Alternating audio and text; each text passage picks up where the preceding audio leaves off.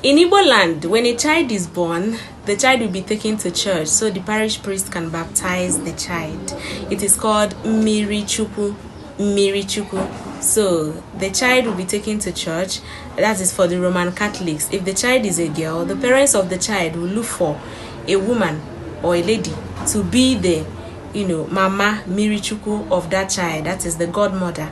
And if the child is a baby boy, the parents of the child will look for a man to be Papa Mirichuku of that child. That is the godfather. So today, 14th of May 2024, I'm going to be Mama Mirichuku to a beautiful damsel. Look at the gown she's going to wear. Very beautiful gown. So we'll be going to there and I'll be giving you guys updates. This is the middle, and then this is the chaplet, the one she's going to wear here. And so I'm going to give you guys updates. The parish priest will pour holy water